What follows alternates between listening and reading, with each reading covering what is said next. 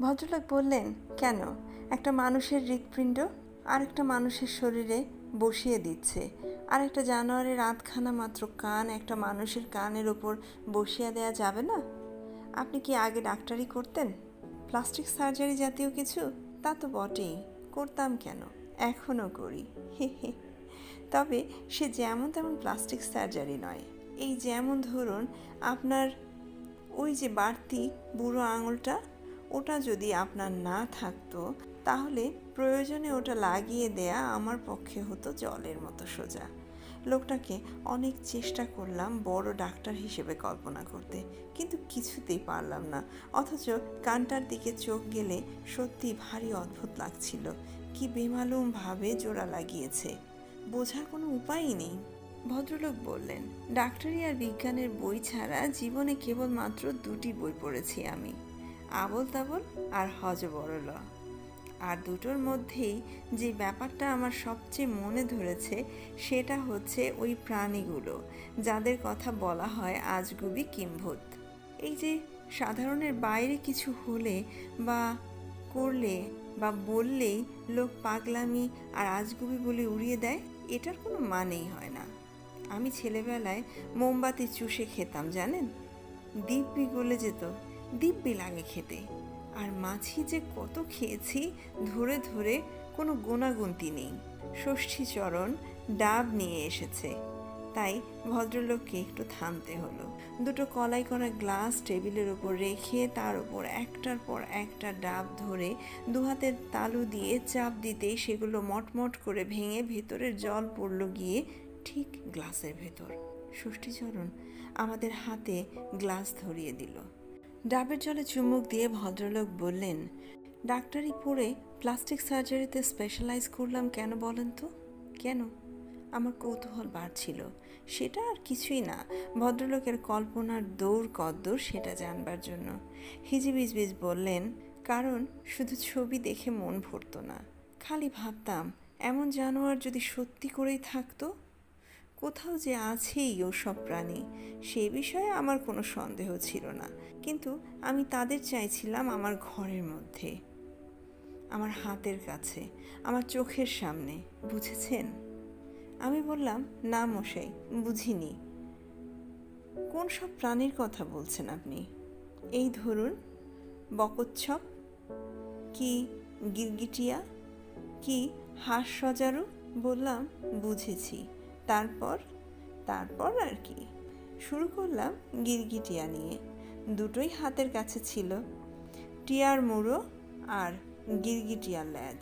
ঠিক যেমন বইয়ে আছে, প্রথম বাজিতেই কিস্তিমাত, বেমালুম জোড়া লেগে গেল।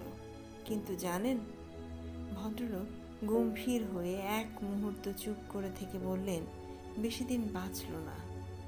খেতেই চায় না কিছু, না খেয়ে বাঁচবে কি করে?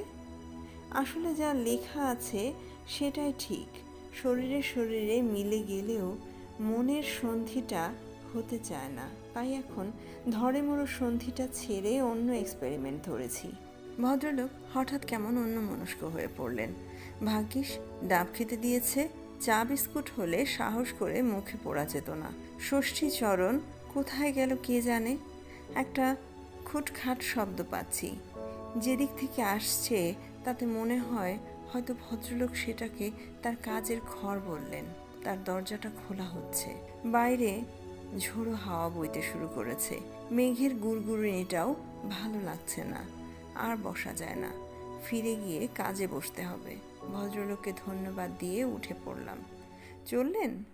কিন্তু আপনার কাছে যে একটা জিজ্ঞাসা ছিল, বলুন। ব্যাপার কি জানেন?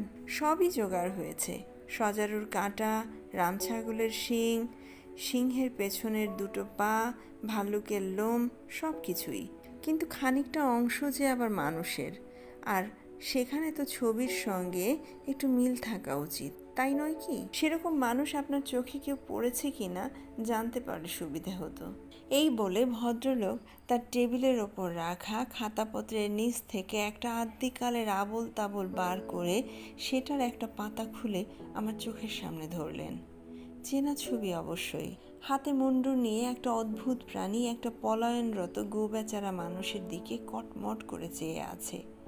ভয় পেও না, ভয় পেও না, তোমায় আমি মারবো না। সত্যি বলছি, তোমার সঙ্গে কুস্তি করে পারবো না। কেমন চমৎকার হবে বলুন তো, এরকম একটা প্রাণী তৈরি করতে পারলে। কিছুই না, তোর জোর সব হয়েই আছে, তলার দিকের খানিকটা জোড়াও লেগে গেছে। এখন দরকার কেবল একটি এই রকম চেহারার মানুষ। আমি বললাম, অত গোল চোখ কি মানুষের হয়? আলবৎ। ভদ্রলোক প্রায় লাফিয়ে উঠলেন। চোখ তো গোলই হয়, চোখের পাতা দিয়ে গোলের অর্ধেকটা ঢাকা থাকে বলে অতটা গোল মনে হয় না। আমি দরজার দিকে রওনা দিলাম। একে তো পাগল, তারপর আবার নাছোড়বান্দা, তার আবার কথার ঝুড়ি। ঠিক আছে প্রফেসর হিজিবিজবিজ, কাউকে নজরে পড়লে জানাবো। অতি অবশ্যই জানাবেন, বড় উপকার হবে। আমি অবশ্য নিজেও খুঁজছি। আপনি কোথায় উঠেছেন সেটা বললেন না তো।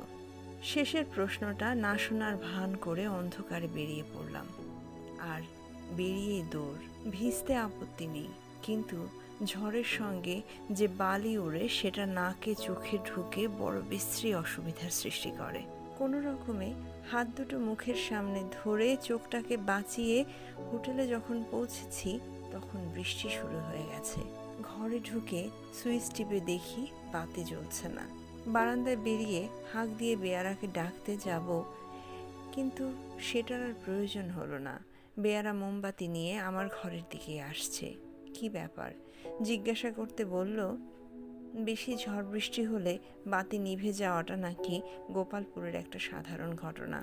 8টার মধ্যে খাওয়া শেষ করে খাটে বসে মিটমিটে আলোতে লেখার কাজ শুরু করতে গিয়ে বুঝতে পারলাম মনোযোগে ব্যাঘাত ঘটেছে। মনটা বারবার চলে যাচ্ছে প্রফেসর হিজিবিজবিজের দিকে।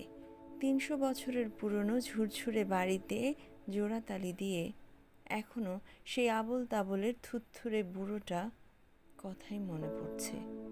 কিভাবে রয়েছে লোকটা ওখানে? বদ্ধ পাগল না হলে কি কেউ এরকম করে? আর ষষ্ঠীচরণ কোত্থেকে এমন এক ষাঁড়ের মতো চাকর জোগাড় করেছেন তিনি? আর সত্যি কি তিনি পূব দিকের বদ্ধ অন্ধকার ঘরটায় একটা অদ্ভুত কিছু করছেন? লোকটার কথা কতটা সত্যি আর কতটা মিথ্যে, পুরোটাকেই অবশ্য পাগলের প্রলাপ বলে উড়িয়ে দেয়া যেত। কিন্তু গোলমাল করছে ওর ওই কান দুটো। ওগুলো যে শুধু বেমালুম জোড়া হয়েছে তা নয়। আসবার সময় কেরোসিনের আলোতে লক্ষ্য করেছি একটা কানের দুলো অংশটাতে আবার একটা ফোসকা পড়েছে। তার মানে সে কান শরীরেরই অংশ, আর শরীরের অন্য সব জায়গার মতো সেখানেও শিরা আছে, স্নায়ু আছে, রক্ত চলাচল আছে, সবই আছে। সত্যি যতই ভাবছি ততই মনে হচ্ছে যে ওই কানটা না থাকলে যেন অনেকটা নিশ্চিন্ত হতে পারতাম।